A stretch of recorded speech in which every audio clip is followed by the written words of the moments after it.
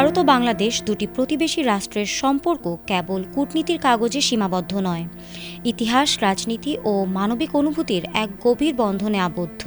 মুক্তিযুদ্ধ থেকে শুরু করে বাণিজ্য, সীমান্ত নিরাপত্তা ও আঞ্চলিক সহযোগিতায় দুই দেশের সম্পর্ক বহু চড়াই উতরাই পেরিয়ে আজও গুরুত্বপূর্ণ অবস্থানে রয়েছে। এমন প্রেক্ষাপটে বাংলাদেশের শোকের মুহূর্তে পাশে দাঁড়ানোর বার্তা এসেছে নয়াদিল্লি থেকে। বাংলাদেশের সাবেক প্রধানমন্ত্রী ও বিএনপি চেয়ারপারসন বেগম খালেদা জিয়ার মৃত্যুতে গভীর শোক প্রকাশ করেছেন ভারতের প্রধানমন্ত্রী নরেন্দ্র মোদী। সামাজিক যোগাযোগ মাধ্যমে দেওয়া এক বার্তায় মোদী বলেছেন, বেগম জিয়ার মৃত্যুতে তিনি অত্যন্ত মর্মাহত।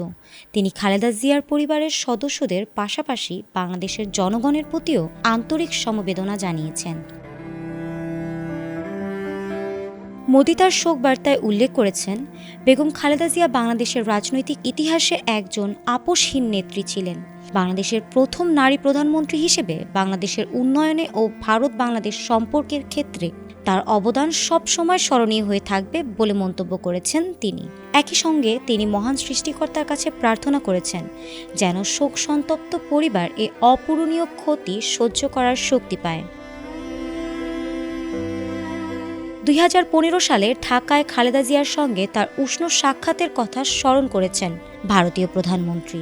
তিনি আশা করেছেন খালেদা জিয়ার দৃষ্টিভঙ্গি এবং উত্তরাধিকার তাদের অংশীদারিত্বকে পরিচালিত করবে এবং তিনি তার আত্মার শান্তি কামনা করেছেন। দীর্ঘদিন অসুস্থ থাকার পর 30 ডিসেম্বর সকালে ঢাকার বেসরকারি এভারকেয়ার হাসপাতালে শেষ নিঃশ্বাস ত্যাগ করেছেন বেগম খালেদা জিয়া। তার মৃত্যুতে দেশে বিদেশে রাজনৈতিক অঙ্গনে নেমে এসেছে শোকের ছায়া। এই শোকবার্তা কেবল আনুষ্ঠানিকতা নয়, বরং ভারত বাংলাদেশ সম্পর্কের মানবিক দিকের একটি স্পষ্ট প্রতিফলন। শোকের এই মুহূর্তে প্রতিবেশী দেশের এমন সহমর্মিতা দুই দেশের ভবিষ্যৎ সম্পর্কে ইতিবাচক বার্তা দিচ্ছে বলে মনে করছেন বিশ্লেষকরা।